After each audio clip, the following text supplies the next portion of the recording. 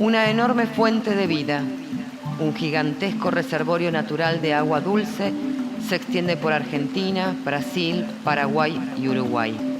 El acuífero Guaraní. Es una de las mayores reservas de agua dulce del planeta, la tercera más grande del mundo. Allí se encuentran los ríos Corriente y Paraná y la enorme laguna de Liberá. Hace más de 200 años, en épocas de revolución, fue un obstáculo de impactantes dimensiones y belleza que el camino real de Buenos Aires al Paraguay tenía que sortear. A fines de 1810, Manuel Belgrano se dirigió a los pueblos de las Misiones y las tierras guaraníes con la tarea de contagiar la Revolución de Mayo y se encontró con esa gigantesca reserva de agua. Nosotros venimos a recorrer a caballo solo un tramo de los 1.300 kilómetros que hizo Belgrano a pie, desde Mercedes al sur de Liberá, al pueblo de Concepción, en la provincia de Corrientes.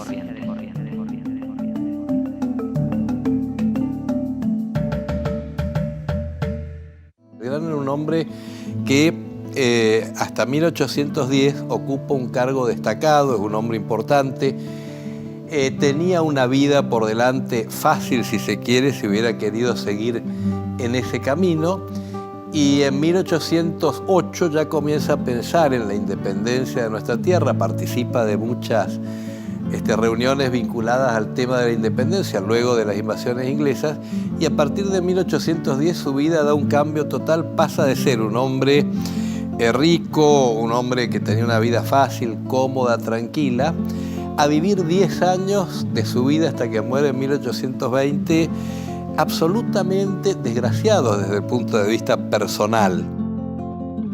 La Revolución de Mayo es un hecho complejo porque Buenos Aires alega ser capital del virreinato, pero esto no es aceptado por cabildos del interior, y que el hecho de que cayera el virrey no significaba que Buenos Aires heredara inmediatamente todo lo que el virrey representaba. Cuando la primera junta analiza qué hacer, ve que es fundamental enviar expediciones militares que impidan una reacción. Por eso deciden mandar la expedición al norte y la expedición al Paraguay, pensando que en Paraguay, si había un apoyo militar importante, los criollos paraguayos iban a estar de acuerdo con lo que había hecho la primera junta en Buenos Aires.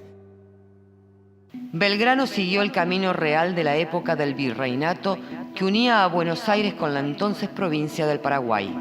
Se calcula que recorrían caminando 4 leguas por día. El 28 de septiembre de 1810 salió de San Nicolás, en Buenos Aires. Le llevó 10 días llegar al pueblo de La Bajada, que hoy es Paraná, en Entre Ríos. Allí realizó propaganda revolucionaria y recibió apoyo de la población, que le dio caballos, hombres y bienes para la provisión del ejército. Y después los vaqueanos los trasladarían a él hacia Curuzucuatiá, por una zona bastante fragosa desde el punto de vista de la trayectoria, ya que ahí están las célebres selvas de Montiel, que son montes bastante impenetrables en su trayecto y que eran de alguna manera soslayados, eran bordeados para avanzar. Ese trayecto le sería bastante lento porque trasladar una tropa en zona de monte es ya palabras mayores, con todo lo que significa el acompañamiento de las carretas, del desplazamiento de los bueyes y el alimento, ¿no? Basta Curuzucuatiá, que él dice que era un poblado de no más de 10 o 12 casas, para arreglar su tren de carretas, porque las carretas estaban muy desgastadas. Las corrientes colonizadoras llegaron a este lugar y lo bautizaron Posta de la Cruz, pero los pobladores originarios ya lo conocían como Curuzucuatiá.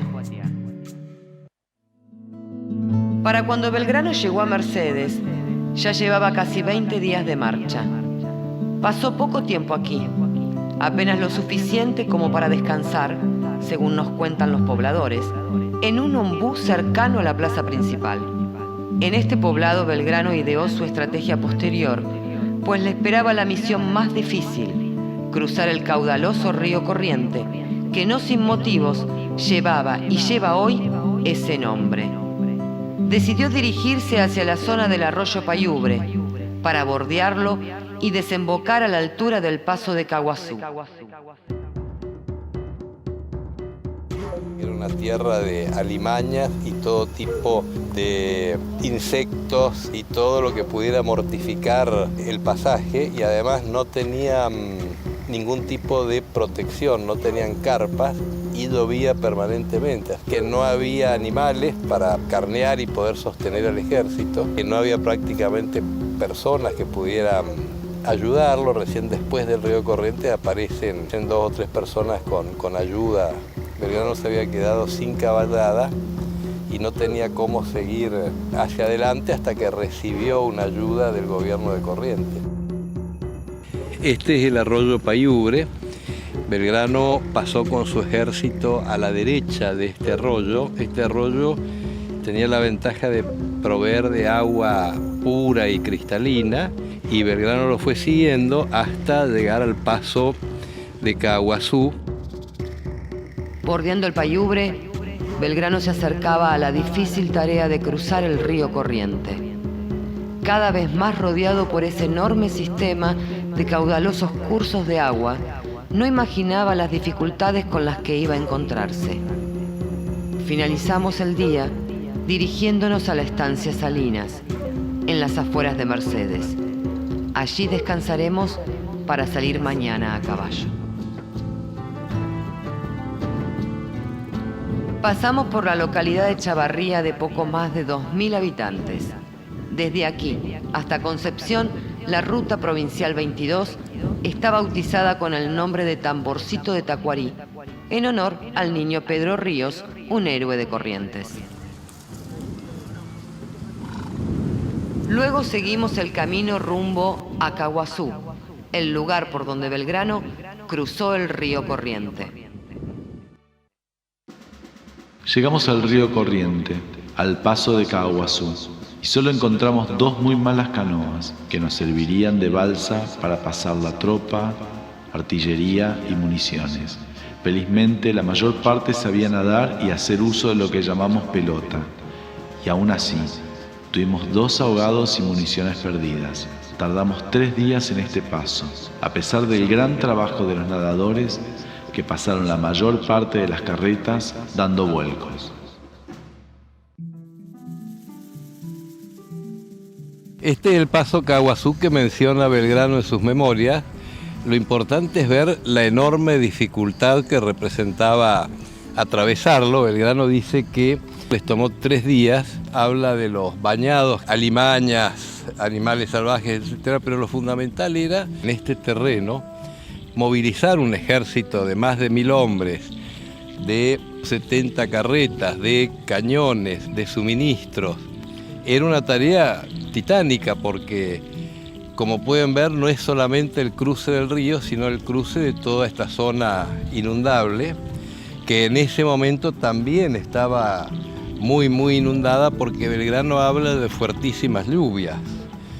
Quiere decir que Belgrano tuvo toda la naturaleza en contra, y de acá siguió a la localidad de Concepción, pero es muy difícil imaginarse el enorme esfuerzo y las gigantescas dificultades que enfrentó si uno no ve, como estamos viendo ahora, lo que es el terreno.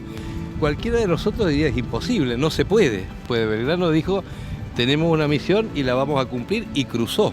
Tardó varios días, tuvo soldados que se ahogaron en el cruce, pero cumplió con lo que se había propuesto, y de acá siguió entonces con su misión de llegar hasta el Paraguay. Los soldados de Belgrano cruzaron el río utilizando una especie de bote individual que llamaron pelota. Se hicieron retobando el cuero de las vacas, dejándolo secar y finalmente dándole una forma circular. En el interior de esa inmensa pelota que flotaba en el agua entraba solo una persona. A pocas jornadas de Caguazú llegó la escasez de caballos para el ejército. Nos fue preciso echar mano de la caballada de reserva para la tropa y para llevar la artillería. El ejército de Belgrano tomó rumbo noroeste por las lomas arenosas que se levantan al costado de la laguna Iberá. El camino del campo abierto, donde pastaba el ganado y los animales silvestres, se encontraba eventualmente con numerosos cursos de agua.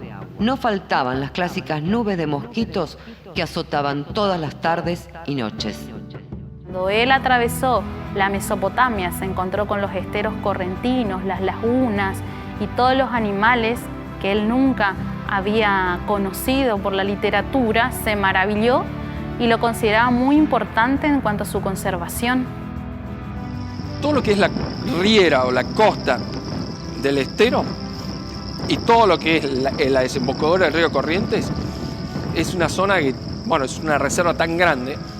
Imaginémonos ahora, es una reserva gigante hoy, lo que habrá sido en el 1810, ¿no?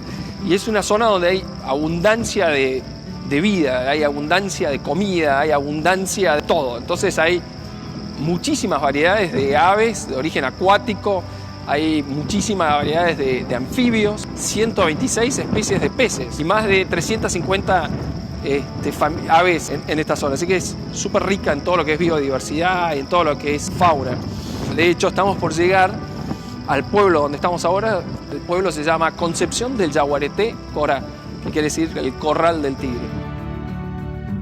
Según las memorias de Belgrano, las 4 cartas, que son las pruebas material que nosotros tenemos, lo sitúan al general un 25 de noviembre de 1810, llegando a lo que es la frontera natural del pueblo.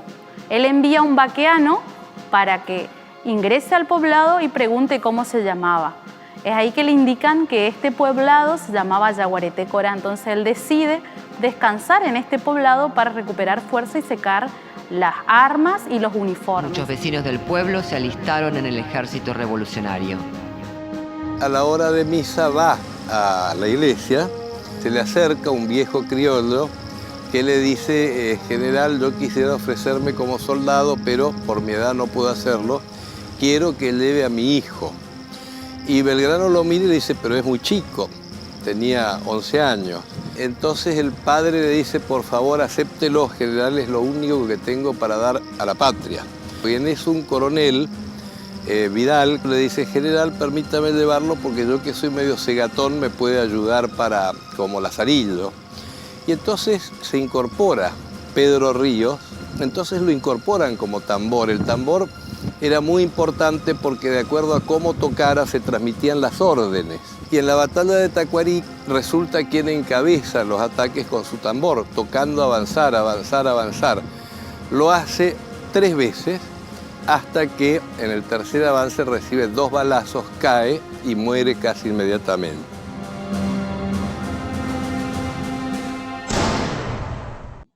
Muy bien, me pareció sumamente interesante que ustedes tomen una dimensión. El video es hecho por el Congreso, por el Senado de la Nación. Es una edición más larga, está en la web para que ustedes... Me costó mucho, la verdad, que fragmentarlo porque me entusiasmó mucho. Así que les dejo para que lo vean completo. Belgrano va a usar constantemente el velo y engaño en su avance porque no le podía mostrar al enemigo por dónde iba a cruzar para que no lo esperen. Entonces ahí hace simulacros, tiene que bloquear en la provincia de Corrientes porque le vino un ataque por el bando realista del otro lugar. Y esta es otra cosa, son perlas, ¿no?, que yo voy metiendo a lo largo de la charla. Belgrano va a marchar, va a fundar los pueblos y en su misión política va a ver la pobreza y la desazón que va a quedar en los 30 pueblos guaraníticos, en los 30 pueblos de las misiones, que son un problema heredado, que al irse los jesuitas dejaron ahí un vacío importante, que después el virreinato no lo pudo solucionar, la corona española no lo solucionó. Entonces Belgrano va a ver tal desazón en esto, que va a redactar el famoso régimen político y administrativo para la reforma de los 30 pueblos de las misiones, donde también tiene una riqueza que yo necesitaría toda una clase para explicárselos, pero baste solo una frase. Alberdi, cuando dice que la Constitución Nacional está hecha sobre la base de algunos documentos preexistentes, los pactos, etc., el primero de todos toma este reglamento de Belgrano. Por eso es para ver la magnitud de este hombre, lo polifacético y lo rico que es. Nada más que lo nombro a título informativo, no puedo seguir con esto. Bueno, vamos a los tiros, las operaciones y las batallas.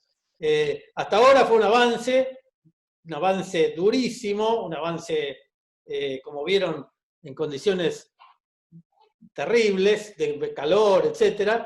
Y no va a ser menor la segunda operación, que es cruzar el río Paraná. Hoy cruzar el río Paraná es una operación importante para cualquier ejército moderno, imagínense en aquel momento. También es importante hablar de los oponentes. Los oponentes que tenía Belgrano, hay que hablar del enemigo o del oponente. No eran niños de pecho. El gobernador Velasco, Bernardo de Velasco Huidobro, es una figura militar de fuste, no es ningún pelele, digamos, una personalidad importante que también tenía experiencia de guerra, era respetado, era un soldado de formación y va a presentarle batalla adecuadamente. Otro importante, el teniente coronel Cabañas, y el primer patriota paraguayo que va a ser el teniente coronel Fulgencio Yegros, que va a ser otra personalidad destacada, para que vean un poco también que no es pelear contra el aire, sino siempre uno tiene un oponente, ¿no?, a quien referirse. Las primeras acciones de Belgrano después del cruce del Paraná va a ser enviar emisarios. Y acá es la historia del coronel Warnes, en ese momento era un oficial de órdenes de Belgrano, lo manda con una proclama, vuelve a instar a las mentes de los paraguayos para que se sumen a la revolución, y lo toman prisionero, lo ponen en grilletes, y termina mal, pobre Warnes, de una manera ignominiosa. No muere, pero lo maltratan, y esto lo dice Belgrano en su memoria, lo indigna mucho el trato entre patriotas. Volvemos al velo de engaño. El Campichuelo se lo toma por sorpresa al enemigo, y es un golpe de mano importante, y él va a ejecutar prácticas de embarque en distintos lugares para confundir al enemigo. Este es el derrotero que va a ser Belgrano dentro del Paraguay. En amarillo están las acciones de combate, y estos son los 320 kilómetros que va a recorrer.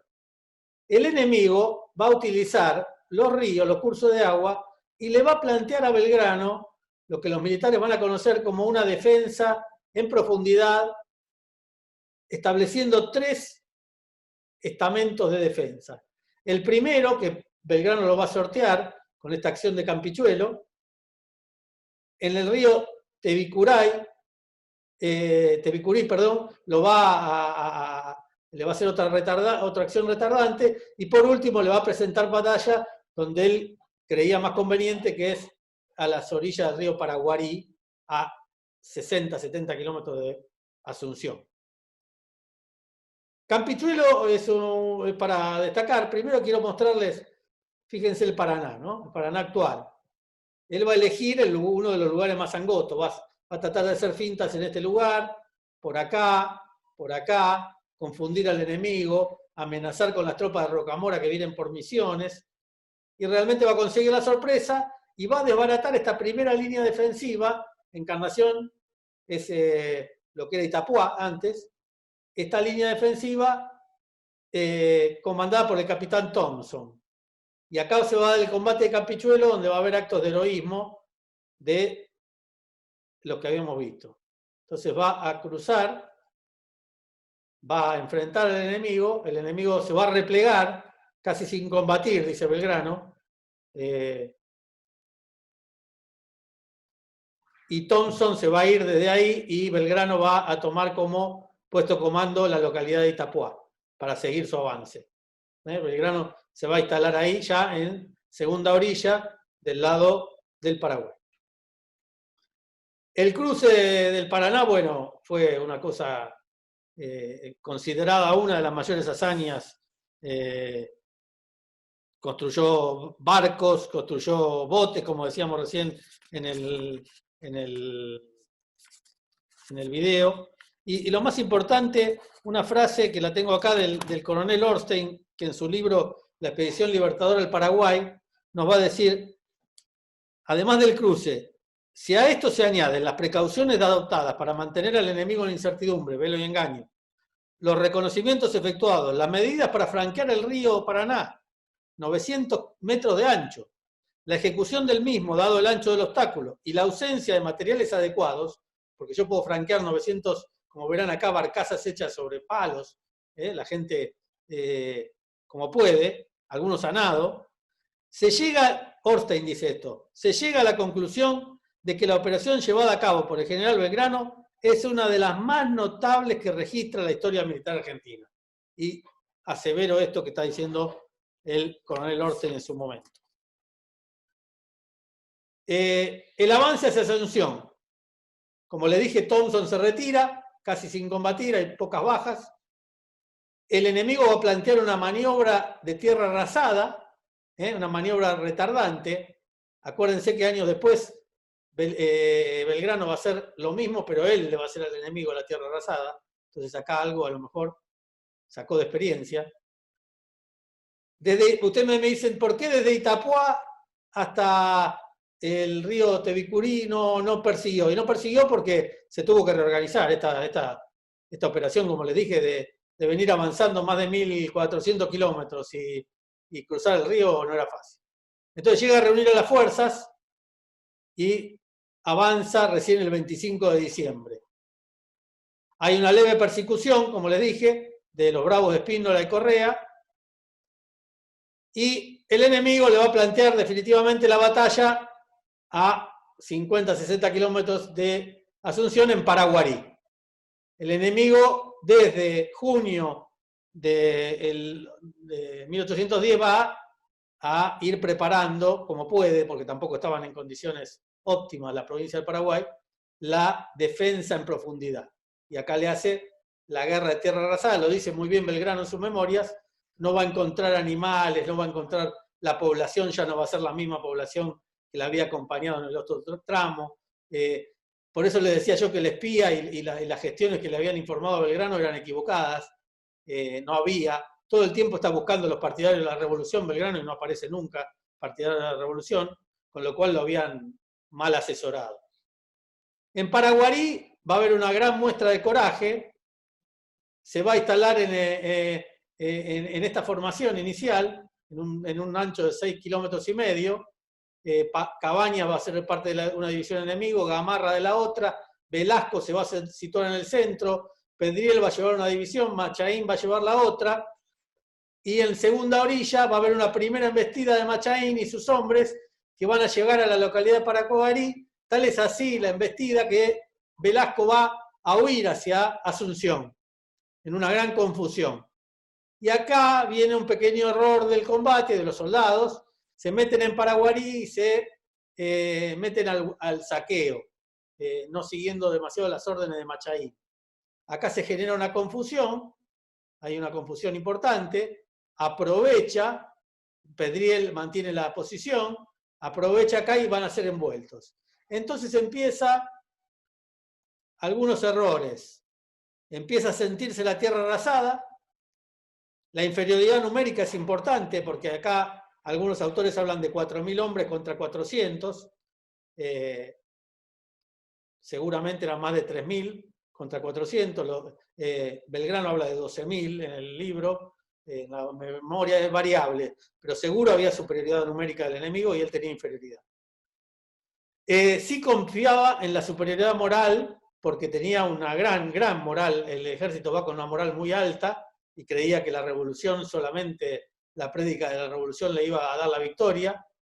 Este primer momento exitoso con la huida de Velasco le va a dar ímpetu, hasta que después va a aparecer algo que aún en la guerra moderna existe, que se llama el efecto rumor. Uno de ellos, el capitán Elorga, va a hacer correr, que Belgrano lo critica, le da con un palo en varias oportunidades, en el juicio también, también no le va muy bien en los juicios de Belgrano a Machaín,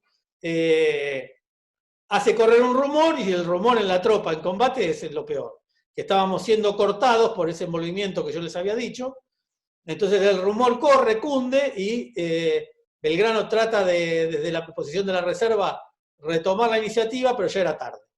En 4 horas de combate, el ejército se tiene que retirar, y porque había otro error, fue la línea de penetración obvia, siguieron un camino que le permitió a Velasco esperarlos, y eligió a Paraguarí como lugar defensivo. En grande, estos son los errores que cometen y que se cometen, o la suerte de la guerra, porque es así, la niebla de la confusión de la guerra de la que habla Clausewitz.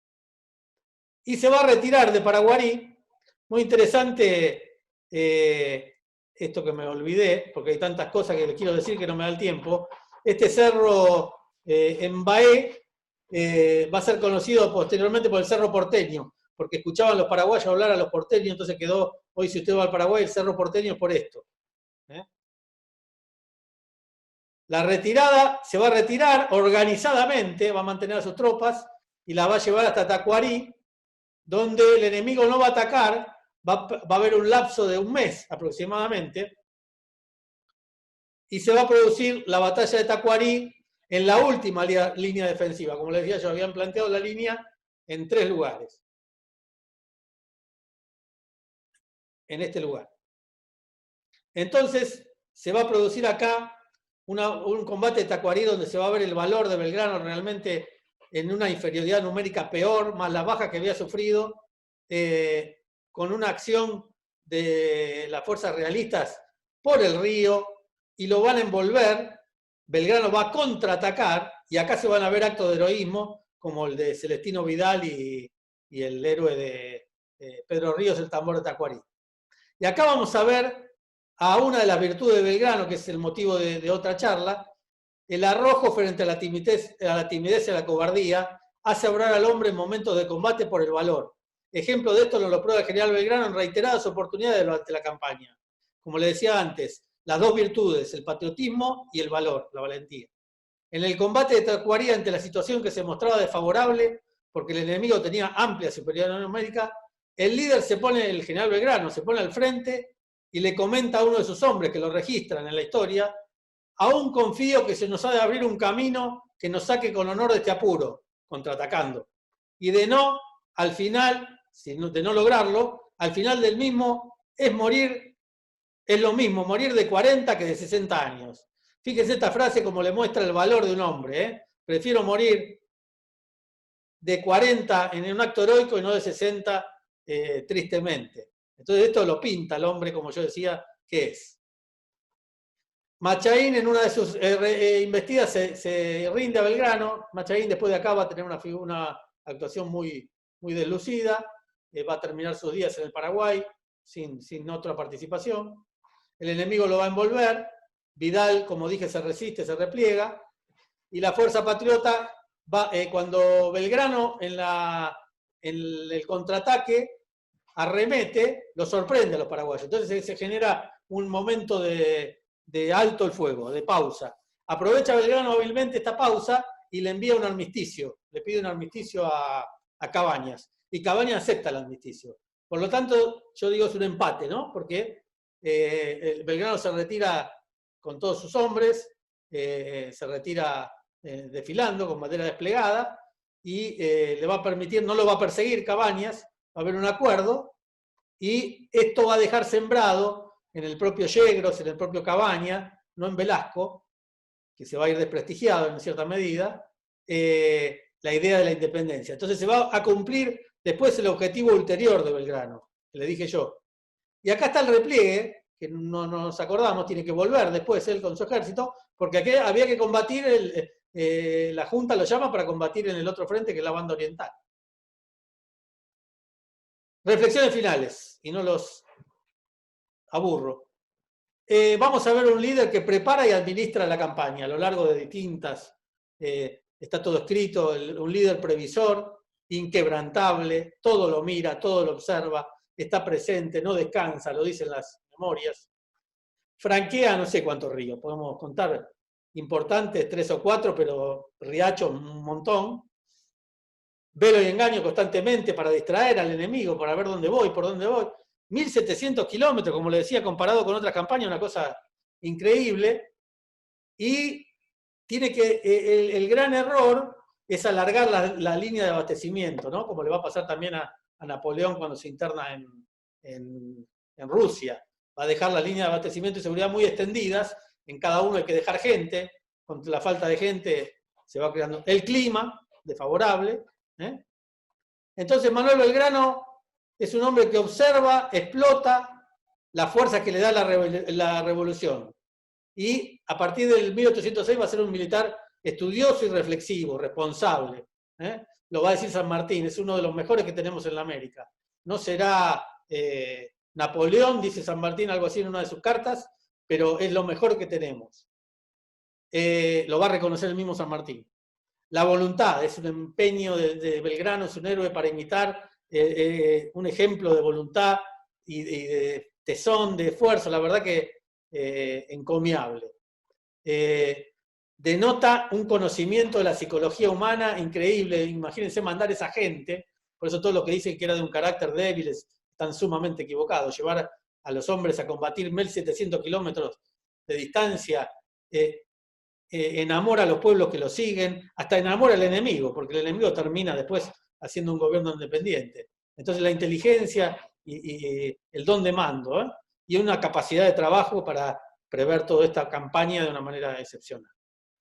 Hasta acá una visión rapidísima sobre la gestión, la campaña del general Belgrano al Paraguay. Bueno, terminado el cafecito virtual, que un poco lo hemos llamado y lo ha bautizado así el teniente coronel Morales Gorleri, pasamos a las preguntas. Hay una pregunta referida, de dos vamos a hacer una, que nos señala con qué grado inicia Belgrano la campaña y después del juicio con qué grado queda. Lo escuchamos, mi coronel mayor. Ahora se escucha, sí. Belgrano va a iniciar la campaña como coronel en las postrimerías de Paraguarí, va a ser nombrado brigadier y va a terminar la campaña como brigadier. Él va a tener el juicio va a salir airoso porque va a demostrar acabadamente, sus hombres van a hablar a favor de él y lo van a prestigiar, y aparte la campaña, como dije yo, una cosa increíble, va a ser reconocida, y va a ir con el grado de brigadier a hacerse cargo del Ejército del Norte, posteriormente va a ser general de los ejércitos del Virreinato de la provincia de Unidad de Río de la Plata. Después, bueno, referido ahí en el video, hace referencia a que Belgrano aprovecha la campaña para hacer propaganda revolucionaria. ¿En qué consistía esa propaganda revolucionaria? ¿Cómo la hacía? ¿Con quiénes se relacionaba? ¿Si con los intelectuales? ¿Si con el pueblo? ¿Cómo era esta acción revolucionaria de Belgrano, que todos sabemos que ha sido muy fecunda? Muy importante es destacar lo que yo dije así al pasar, todo el apoyo del pueblo, de los pueblos, y también va a tener mucho éxito en toda la zona de la Mesopotamia, va a tener un gran éxito, de ahí vienen las donaciones, y las campañas se hacían con proclamas. Yo no lo dije, pero constantemente, antes de entrar en combate, al principio de entrar al Paraguay, le va a exhortar a Velasco a unirse a la revolución. Todo esto se fue dando con proclamas y con distintos medios de emisarios. Después Belgrano, cuando ve que a Warnes le cometen esa tropelía, va a estar un poco reñido. Entonces ve también un poco el encarnizamiento del enemigo, que había prometido que a sus coterráneos paraguayos los iban a pasar a cuchillo, como lo hicieron con Espíndola, y su cabeza paseada por una pica. Entonces, tenemos dos maneras, ¿no? La proclama constantemente por bandos y la acción cívica también que hace cuando escribe estos libros, estos reglamentos, cuando escribe la organización de los pueblos de las misiones, cuando organiza las localidades de Curuzuco-Atiá y Mandisobí. Entonces va haciendo toda una acción cívica que va haciendo que el ejército y el pueblo sean una unidad, ¿no? No hay un divorcio, ¿eh? Es una expresión, al igual que en mayo de 1810 nace es un movimiento del ejército y del pueblo. Acordémonos que 1810 es heredada de las invasiones inglesas, donde los cuerpos de milicias van a ser revalorizados, revalorizados. Sobre una población, para que se den una idea, en Buenos Aires, de 40.000 hombres, 7.000 van a estar en armas después de las invasiones inglesas. 7.000 van a estar en armas. Y ahí, así, igual, todo el resto de las provincias. Se van a revalorizar mucho las fuerzas patrióticas. No sé si se contesta la pregunta.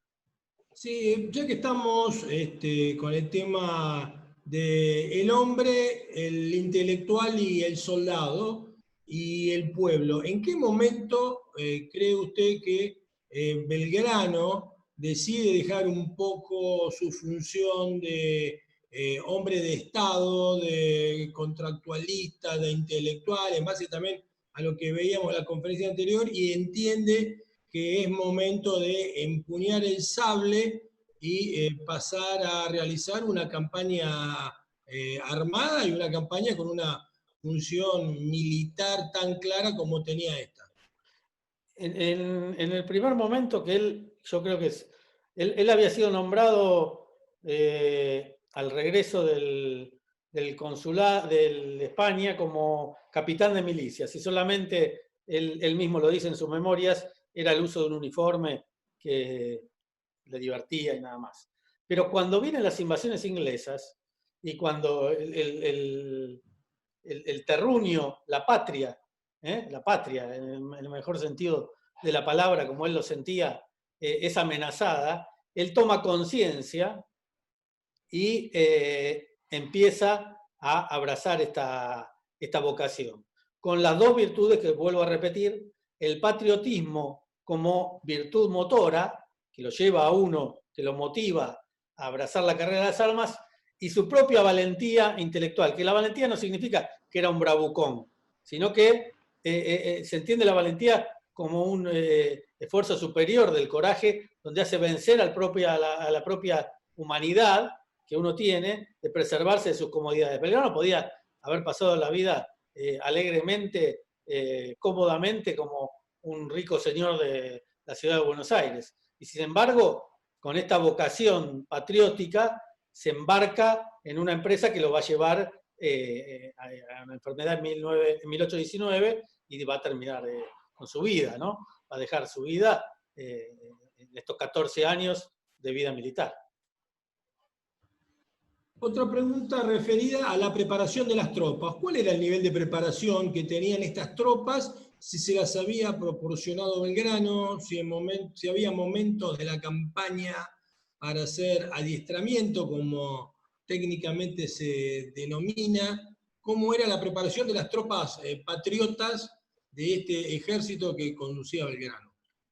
Las tropas van a tener esta experiencia de 1806 y 1807 como única experiencia.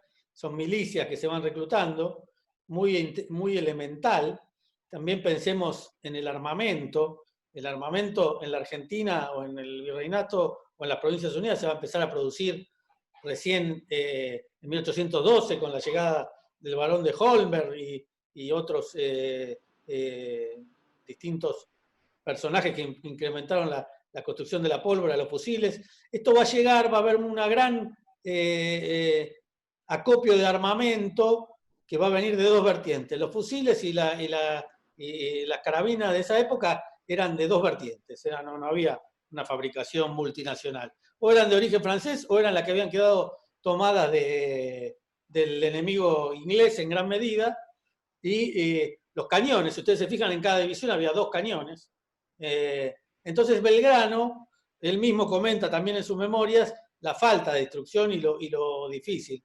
Y él efectivamente, en cada uno de los parajes donde se va alistando, él somete un rudo sistema de instrucción, con lo cual le permite llegar aceptablemente con lo que tenía a el cruce del Paraná. Entonces, el adiestramiento, tanto de un bando como del otro, era ligero. Es muy interesante ver, no daba el tiempo para explicar cómo se combatía en ese momento, ¿no? Había los fuegos de fusilería eran altamente ineficaces, eran en 3 líneas, y esto lo practica y hace hincapié, y él lo dice, que tiene que insistir mucho, porque había algunos que eran bastante indisciplinados, pero bueno, lo va logrando con su ascendiente. Es una pregunta, uno quizá desde el desconocimiento de este arte de la guerra que se desarrollaba ya por 1800, pregunta por qué Belgrano no embarcó tropas o por qué no contaba con embarcaciones que lo pudiesen mover a través de este ambiente geográfico con la gran cantidad de ríos que tenía. Embarcó todo lo que pudo, no pensemos los recursos con los recursos del siglo XXI, ¿no? Las Provincias Unidas del Río de la Plata o el Virreinato del Río de la Plata era un lugar pobre. Las barcazas y los barcos se usaron en gran medida, los usaron en menor medida también las tropas del Paraguay, pero no había en abundancia, no es que había una navegación fluida, más que algunos barcazas, lanchones, y eso hace uso el general Belgrano todo lo que puede. Otra parte se la queda las tropas del virreinato, otra parte la pierde en Montevideo hasta que se logra armar la escuadra por parte del general Brown, del almirante Brown. O sea, todo esto fue muy costoso, no es sencillo. Por eso tiene que construir las famosas pelotas con cuero desecado que armaban para transportar los cañones. Hubo uso de barcazas, pero en la medida de lo que había. Darse una proyección de lo que era el virreinato y lo que eran las Provincias Unidas en aquella época. No había la cantidad de recursos necesarios para hacer más de lo que se hizo. Bueno, y por último, la última pregunta un poco para cerrar. Muchos dicen que el combate de San Lorenzo es producto de una gran marcha forzada que realiza San Martín para poder ubicar correctamente sus tropas, o el mismo cruce de los Andes, también es otra proeza de la historia militar. Usted, como analista de esta campaña, ¿cómo puede sintetizarla en el campo de las proezas, de las hazañas militares? Así cerramos esta conferencia del día de hoy, como síntesis, como campaña. ¿Qué es lo que nos puede destacar? Como dije, resumiendo brevemente, hago mías las palabras del coronel Orstein. Hay que hacer una marcha de aproximación de 1.500 kilómetros con un ejército en formación, en un terreno absolutamente, como ustedes lo pudieron ver, desfavorable, cruzar el río Paraná, combatir del otro lado y volver para seguir combatiendo en la banda oriental. Si esto no demuestra el nivel de la hazaña que realizó Belgrano, realmente si no se logra comprender la dimensión del esfuerzo físico en su dimensión espacio-temporal, realmente es muy difícil. A mí me conmueve y me pone como una de las más importantes hazañas que hace la historia militar argentina. Después nos va a seguir sorprendiendo Belgrano, como vamos a ver la semana que viene en la campaña del norte. También nos va a seguir sorprendiendo con grandes proezas. También las campañas de la República Argentina son grandes espacios. San Martín, Belgrano y todos los que combatieron en esas campañas por el Teatro Norte o este Teatro del Paraguay o el Teatro Oeste que San Martín tiene que combatir. Así que para mí es muy importante destacar, es muy poco estudiada esta campaña, por eso he querido darle realce y espero haber entusiasmado en este rápido pantallazo de lo importante que fue para un hombre con estas virtudes de patriotismo y liderazgo llevar adelante esta campaña. Entonces, lo ponemos como ejemplo para los jóvenes, de lucidez y coraje, las dos virtudes que Belgrano pone en manifestación a lo largo de toda su vida. Lucidez con la cabeza, con el pensamiento, para ver las cosas claramente y llevarlas adelante, y el coraje que hay que tener para llevarlas adelante. Entonces, estas dos virtudes hoy nos llaman a la reflexión. ¿Cuánto necesitamos de esa lucidez y cuánto necesitamos del coraje? Algunos hombres tienen lucidez y no tienen coraje, y otros tienen coraje y no tienen lucidez. Belgrano a mí me deja esa enseñanza, lucidez y coraje. Muchas gracias.